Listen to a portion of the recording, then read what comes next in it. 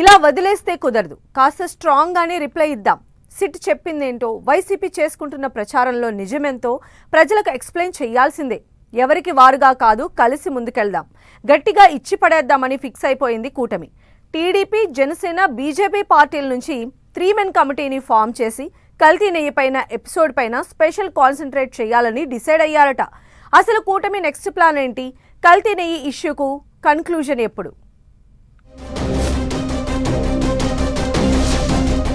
3 men committee కల్తీ నెయ్యిపై కూటమి plan B. Coordination కోసం 3 నేతలతో త్రిసభ్య కమిటీ. డిఫెన్స్ నుంచి అటాక్ మోడ్లోకి కూటమి పెద్దలు. కల్తీ నెయ్యి ఎపిసోడ్ను ఇంతటితో వదిలిపెట్టొద్దని డిసైడ్. ఏపీ పాలిటిక్స్ లో కొద్ది రోజులుగా కల్తీ నెయ్యి వ్యవహారం ప్రకంపనలు సృష్టిస్తోంది. స్పెషల్ సిట్ సుప్రీంకోర్టుకు రిపోర్ట్ సబ్మిట్ చేయడంతో ఆల్ ఆఫ్ సడన్ గా ఏపీ రాజకీయాల్లో అగ్గి రాజుకుంది. అప్పటికే రగులుతున్న ఏపీ పాలిటిక్స్ లో సిట్ నివేదిక అగ్నికి ఆజ్యం పోసినట్లయింది. అప్పట్నుంచి వివాదం సరికొత్త మలుపు తీసుకుంది. ఏకంగా కూటమిపై వైసీపీ ముప్పేట విమర్శల దాడికి దిగడమే కాదు, జంతువుల కొవ్వు అంటూ చేసిన వ్యాఖ్యలన్నీ తప్పేనని తేలిపోయిందని అటాక్ స్టార్ట్ చేసింది. చంద్రబాబు, పవన్ గతంలో చేసిన కామెంట్స్ పై ఇప్పుడు దుమ్మెత్తిపోస్తూ వైసీపీ సోషల్ మీడియా, ఆ పార్టీ సానుభూతి పరులు, ఫ్యాన్ పార్టీ ముఖ్య నేతలు తగ్గేదేలంటూ కూటమి టార్గెట్ గా కామెంట్స్ చేస్తూనే ఉన్నారు. ఇంతలోనే మాజీ మంత్రి అంబటి రాంబాబు నోరు జారడం, ఆయన ఇంటిపై దాడి, వెంటనే అంబటి అరెస్ట్, ఇలా అనూహ్య పరిణామాలు చోటు చేసుకున్నాయి. ఈ పరిస్థితుల్లో ఎలా రియాక్ట్ కావాలో కూటమి పెద్దలకు అర్థం కాని పరిస్థితి.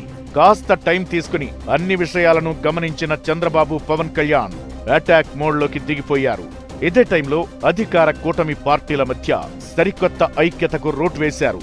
వైసీపీ విమర్శలు, సెట్ రిపోర్ట్, వైసీపీ నేతల ఇళ్లపై దాడి, ఇలాంటి అంశాల మధ్య కాస్త డిఫెన్స్ లో పడ్డట్లు కనిపించిన టీడీపీ, జనసేన, బీజేపీలు ఎదురు దాడికి దిగాయి. తిరుమల లడ్డూ ప్రసాదం నెయ్యి కల్తీ వ్యవహారం భక్తుల సెంటిమెంట్ కు సంబంధించిన అంశంగానే కాకుండా రాజకీయ అస్తిత్వ పోరాటంగా మారింది. స్టార్టింగ్ లో ఈ విషయంలో కొంత తడబడినట్లు కనిపించిన అధికార కూటమి ఇప్పుడు ఫుల్ అలర్ట్ అయి వైసీపీ అలిగేషన్స్ కు చెక్ పెట్టే ప్రయత్నం చేస్తోంది. ఏకంగా కూటమి పార్టీల ముఖ్య నేతల సమావేశం, చంద్రబాబు, పవన్, పివిఎన్ మాధవ్ మీడియా బ్రీఫింగ్ చూసిన తరువాత కల్తీ నెయ్యి ఎపిసోడ్ లో సీరియస్ యాక్షన్ దిశగా ప్రభుత్వం అడుగులు వేస్తున్నట్లు కనిపిస్తోంది.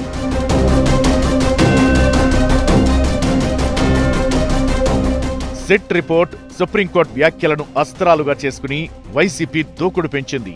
CM Chandrababu, deputy CM Pawan Kalyan క్షమాపణలు చెప్పాలంటూ వైసీపీ చేస్తున్న డిమాండ్లు ప్రజల్లోకి వెళ్లకుండా అడ్డుకట్ట వేయాలని కూటమి రివర్స్ స్ట్రాటజీ ప్లే చేస్తోంది. కేవలం ప్రభుత్వ పరంగానే కాకుండా రాజకీయంగా కూడా గట్టి సమాధానం ఇవ్వకపోతే తప్పుడు సంకేతాలు వెళతాయని ఉమ్మడిగా మీడియా ముందుకు రావడం కీలక మలుపుగా మారింది. వైసీపీ చేస్తున్న ప్రచారాన్ని తిప్పికొట్టేందుకు 3 పార్టీల ప్రతినిధులతో కోఆర్డినేషన్ కమిటీని ఏర్పాటు చేయడం కూడా వ్యూహంలో భాగమే అంటున్నారు. గ్రౌండ్ లెవెల్లో ప్రజలకు కల్తీ జరిగిన తీరును, గత ప్రభుత్వ హయాంలో జరిగిన టెండర్ల ప్రక్రియను వివరించాలని డిసైడ్ అయ్యారట. సిట్ చెప్పిందేంటి, వైసీపీ చేసుకుంటున్న ప్రచారమేంటన్న దానిపై కూడా ప్రజలకు నేరుగా ఎక్స్ప్లెయిన్ చేయడంతో పాటు సోషల్ మీడియాలో విపక్షాలు చేస్తున్న నెగటివ్ ప్రచారాన్ని 3 పార్టీల ఐటీ విభాగాలు సమన్వయంతో తిప్పికొట్టాలని నిర్ణయం తీసుకున్నారట. సిట్ రిపోర్ట్ పై వైసీపీ హడావిడి చేస్తోందని, వాళ్ల ప్రచారాన్ని అదే స్థాయిలో తిప్పికొట్టేందుకు వ్యూహ రచన సిద్ధం చేశారట. ప్రభుత్వం వాయిస్ గా కంటే కూటమి నేతల గళం బలంగా వినిపిస్తేనే వైసీపీ దూకుడును కంట్రోల్ చేయొచ్చని భావిస్తున్నారట. కల్తీ నెయ్యి ఎపిసోడ్ లో అసలు నిందితులను వదలొద్దని స్ట్రిక్ట్ యాక్షన్ తీసుకునేలా ప్రభుత్వం చేపట్టాల్సిన చర్యలు, భవిష్యత్ కార్యాచరణపై మాస్టర్ ప్లాన్ తయారు చేస్తున్నారట. ఈ అంశంలో కూటమి పార్టీల మధ్య కోఆర్డినేషన్, టీడీపీ, జనసేన, బీజేపీ పార్టీల నుంచి 3 మెన్ కమిటీని ఏర్పాటు చేసి సమన్వయంతో ముందుకెళ్లాలనే ఆలోచనకు వచ్చారట. మొదట మంత్రులు పొయ్యావుల కేశవ్, సత్యకుమార్, కందుల దుర్గేష్తో కమిటీ వేయాలని భావించారట.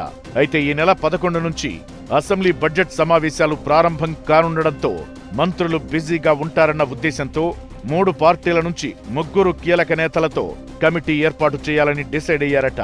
ఓవరాల్ గా వైసీపీ దూకుడుకు బ్రేకులు వేసేలా అటాక్ మోడ్లో వెళ్లాలనేది కూటమి పెద్దల ఆలోచనగా చెబుతున్నారు. ఈ ఉమ్మడి పోరాటం కేవలం కల్తీ నెయ్యి అంశానికే పరిమితం కాకుండా భవిష్యత్లో రాజకీయ అంశాలు, ఎన్నికల సమరం, ఐక్య పోరాటానికి టర్నింగ్ పాయింట్ గా మారే అవకాశముంది.